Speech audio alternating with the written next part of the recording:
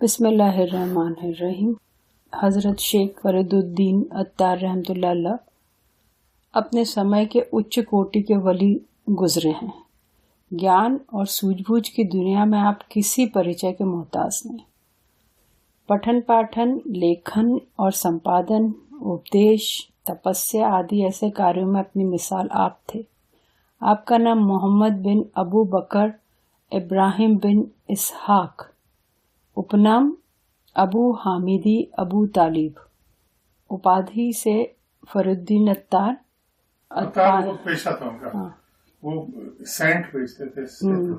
513 हिजरी में नीशापुर में आपका जन्म हुआ। बचपन में ही अनाथ हो गए और इसी अवस्था में ही पले बढ़े। हिकमत बाप दादा से मिली। कुछ समय सुल्तान ख्वारिज्म के विशेष हकीम भी रहे। आपके हालात और गुणों से तो ये मालूम होता है कि आप जन्मजात वली थे।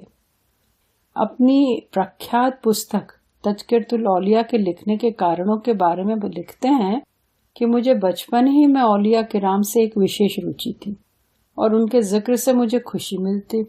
मेरी इच्छा रहती कि मैं औलिया किराम के जिक्र के बिना किसी और का जिक्र ही नहीं सुनूं और न किसी दूसरे का जिक्र करूं।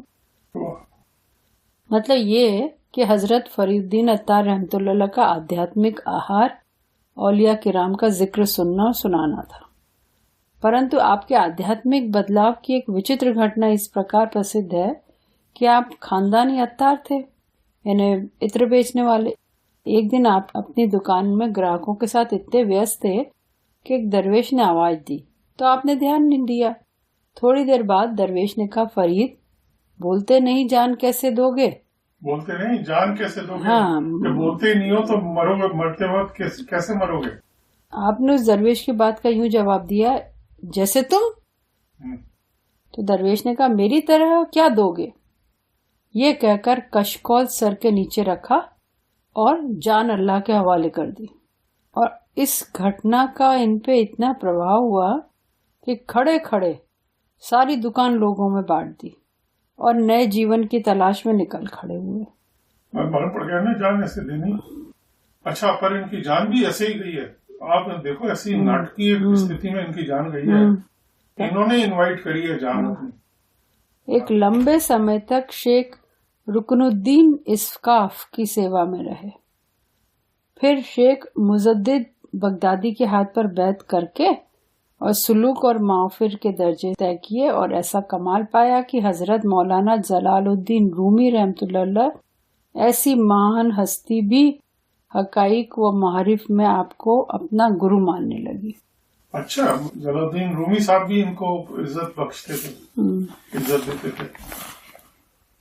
आपका अना रुख बूंदो सनाही, दो चश्मे आओ, मारस पिए सनाई व अत्तार आमदी। हजरत मौलाना रूमी रहमतुल्लाह फरमाते हैं कि जब मैं बल्ख से नीशापुर का सफर तय कर रहा था तो वहां हजरत शेख फरीदुद्दीन अत्तार रहमतुल्लाह से मुलाकात की। तब वो बुढ़ापे की हालत में थे। आपने अपनी पुस्तक असरार नामा मुझे दी, जिसमें हर अवसर पर मेरा मार्गदर्शन किया।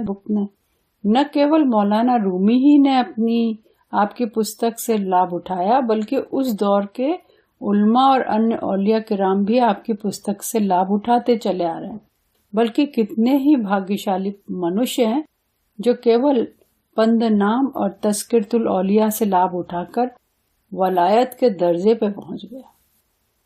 हजरत मौलाना अब्दुल रहमान जामी रहमतुल्लाह के अनुसार आपका देहांत 677 हिजरी में तातरियों के हाथों हुआ और आपने शहादत पाई। उस समय आपकी आयु 114 साल थी। शहादत तो आपने अल्लाह से मांगी थी। बंदनामा के समापन पर यूं दुआ मांगते नजर आते हैं कि या रब, आसात की जां बर लब रसद, जिस्म पुर मुज्दा बताब लब रसद, शरबते शहदे शहादत लोल शीम, खिलअते राहे सआदत वो शीम। आपको शहादत इस प्रकार मिली कि लोग चकित रह जाते हैं। आपके हालात में लिखा है कि तातरियों की जंग में एक तातरी सिपाही शेख फरीदुद्दीन अत्तार रहमतुल्लाह को को गिरफ्तार करके ले जा रहा था। एक व्यक्ति आगे बढ़ा और सिपाही से कहा, देखो इस बूढ़े की हत्या न करना, इसके बदले में मैं तुम्हें 10,000 अशर्फिया नगद देता हूँ। अभी वो व्यक्ति अपनी बात पूरी भी नहीं कर सका था कि आपने कहा, इतने में मुझे न बेचो, मेरी कीमत इससे भी कहीं अधिक है। इन्होंने देखा ना कि मेरे को शहादत नहीं मिल रही अब, तो उन्होंने उसको भुला दिया सिपाही। सिपाही प्रसन्न हुआ कि इससे भी अधिक धन प्राप्त होगा और वो भी बिल्कुल मुफ्त में। जब सिपाही आगे बढ़ा तो एक और व्यक्ति से मुलाकात हुई।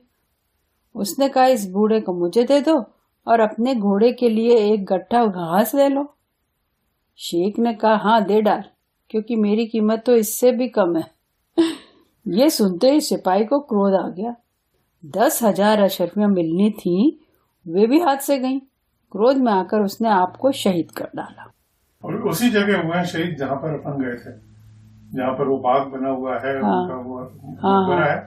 उनका मकबरा है वहाँ पे, उमर खयाम और इनका मकबरा साथ साथ में है। इस प्रकार आपकी दुआ अल्लाह के यहाँ सुनी गई। तज़किरतुल औलिया। हजरत शेख फरीउद्दीन अत्तार रहमतुल्लाह ऐसे उच्च कोटि के कवि की हैसियत रखते हैं जिनको निसंदेह तलमिजुर रहमान कहा जा सकता है। आपकी गद्य और पद्य पुस्तकों की संख्या 40 के लगभग बताई जाती है, जो शरीयत, तरीकत, अदब व अखलाक, हिकमत और तज़व्वुफ यानी सूफीवाद, उपदेश और इतिहास व सीरत ऐसे विषयों पर आधारित है। इनमें से उनकी जो है वो है मंतिकुतीर, वही है ना, मंतिकुतीर, कॉन्फ्रेंस ऑफ वर्ड। हाँ वही है, हाँ मंतिकुतीर मुझे याद है। मुसीबत नामा, असरार नामा, इलाही नामा, दीवान सिरनामा, पंदनामा, वसीयत नामा, खुसरू गुल शरहुल कल्ब, तज़किरतुल औलिया। अंतिम पुस्तक उनकी तज़किरतुल औलिया ये है जो अपन पढ़ रहे हैं। और इस महान और विस्तृत पुस्तकों में 96 बुजुर्गों और औलिया किराम के हालात हैं, जिनका संबंध अधिकांश हिंद और पाकिस्तान के औलिया किराम को छोड़कर अन्य समस्त इस्लामी जगत के नामी बुजुर्गों से है। परंतु हैरत की बात है कि इस पुस्तक में हुजूर सैयदना महबूब सुबहानी, शहबाज ला मकानी, हजरत शेख अब्दुल कादिर जिलानी, गौस आजम रजीउल्लाह का जिक्र न कर सके। यद्यपि हजरत सैयदना गौस पाक का जन्म 470 हिजरी और देहांत 561 हिजरी में हुआ। हो सकता है उन्होंने बाद में कभी लिखा हो अनेक्षर की तरह और नहीं जोड़ पाया हो बुक में। जबकि हजरत फरीउद्दीन अत्तार रहमतुल्लाह 513 हिजरी में पैदा हुए और 607 हिजरी में उनका देहांत हुआ। क्योंकि उनका इतना बड़ा है गौस पाक का कि वो अपने आप में एक अलग किताब बन सकती है। हो सकता है उन्होंने अलग से जोड़ा। तो इनका जो जन्म हुआ था वो तो पढ़ा ही अपन है कि निशापुर के प्रसिद्ध व्यापारी इब्राहिम रहमतुल्लाह के 513 में हुआ। निशापुर भी हुआ। हाँ। अभी अल्पायु थे कि इनके पिता का देहांत हो गया और बचपन में अनांत हो गए।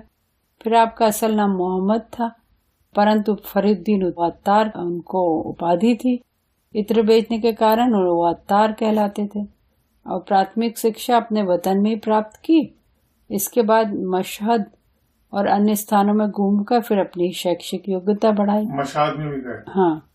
और कुछ लोगों के अनुसार आप हकीम थे और उनकी सुल्तान ख्वारिज्म के विशेष चिकित्सक थे, लेकिन आपका खानदानी काम इत्र बेचना था, इसलिए इत्र मशहूर है आपका।